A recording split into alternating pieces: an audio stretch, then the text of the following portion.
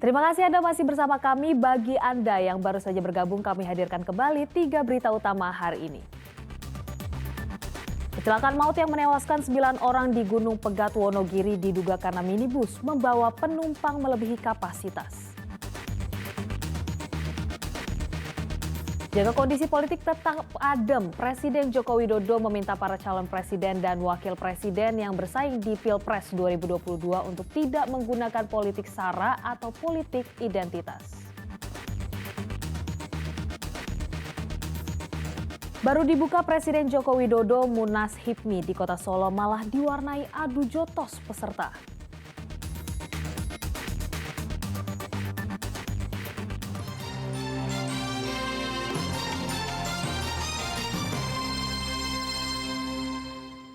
Munas Himpunan Pengusaha Muda Indonesia atau HIPMI yang berlangsung di Kota Solo berlangsung ricuh. Sejumlah peserta terlibat adu jotos. Insiden ini menurut panitia hanya karena salah paham soal jadwal.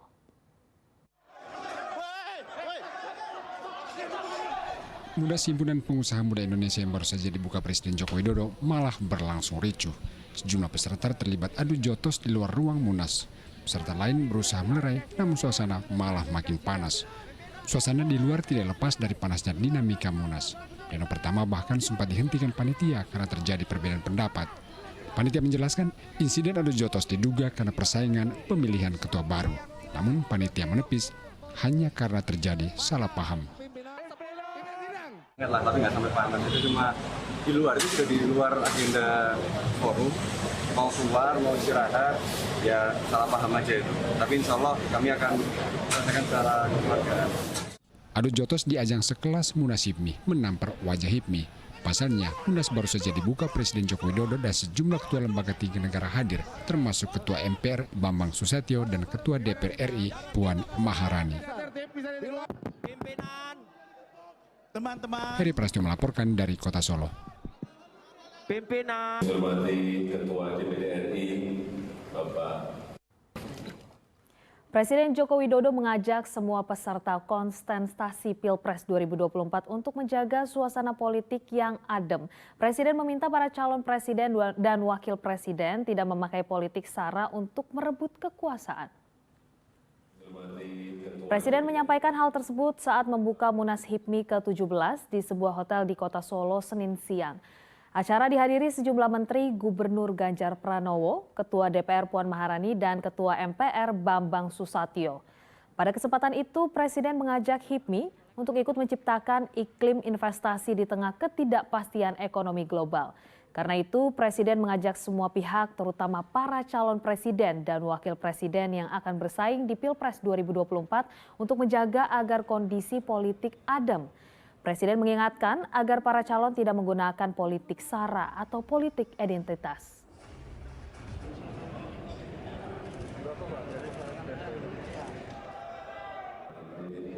Pada calon-calon presiden, calon-calon wakil presiden yang sudah hadir di sini.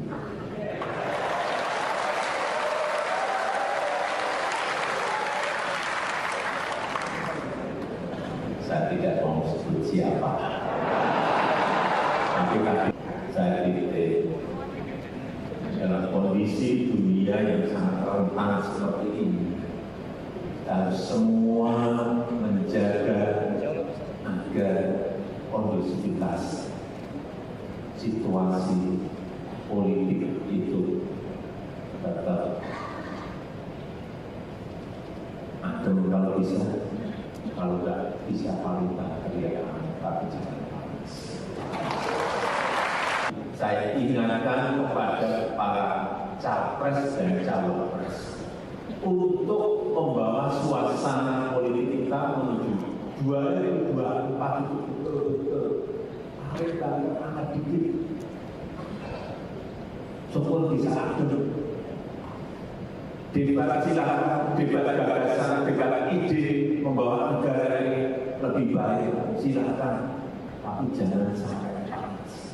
Apalagi membawa politik-politik sara, tidak, jangan. Seorang pencuri babak belur dihajar warga karena kedapatan mencuri jaket di sebuah toko di Kota Rembang. Nyawa pelaku selamat setelah diamankan warga.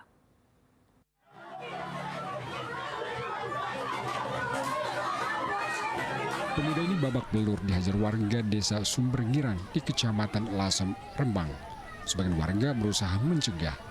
Warga kian emosi karena pelaku berkata kasar saat diserahkan ke polisi. Pelaku menjadi sasaran aksi massa karena kedapatan mencuri jaket di sebuah toko. Warga yang memergokinya meneriakinya maling sehingga memicu aksi massa. Bahwa pelaku itu berniat mau mengambil tapi digagalkan oleh Pak Joni. Terus pelaku diusir keluar dari rumahnya, tapi diam-diam Pak Joni itu membututi dari belakang daripada pelaku itu. Kejadiannya jam berapa itu, Mas?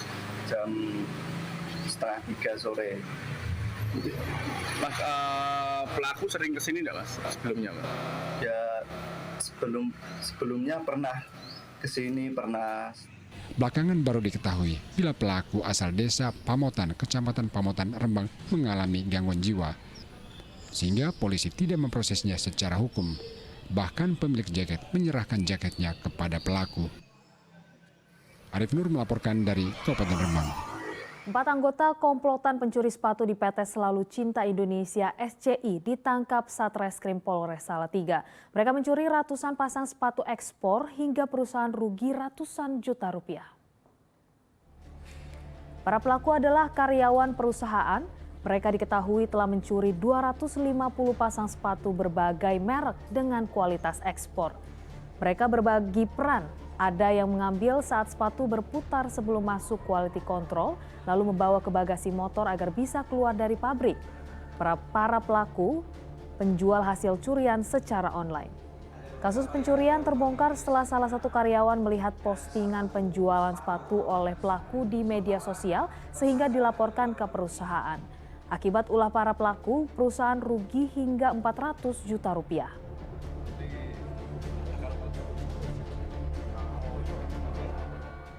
Sejumlah anggota komplotan pencuri dengan modus memecah kaca mobil korban di wilayah Cilacap ditangkap.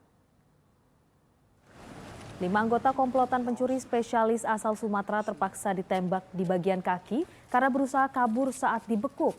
Salah satu pelaku adalah residivis yang pernah mendekam di LP Nusa Kambangan. Mereka telah beraksi di sejumlah lokasi. Sebelum dibekuk tim Reskrim Polresta Cilacap, mereka mencuri di Kecamatan Maos dan Kroya dan menggondol uang sebesar 130 juta rupiah. Selain uang, polisi juga menyita sejumlah mobil milik para pelaku yang diduga dibeli dari uang hasil kejahatan. Polisi masih mengejar satu pelaku yang buron.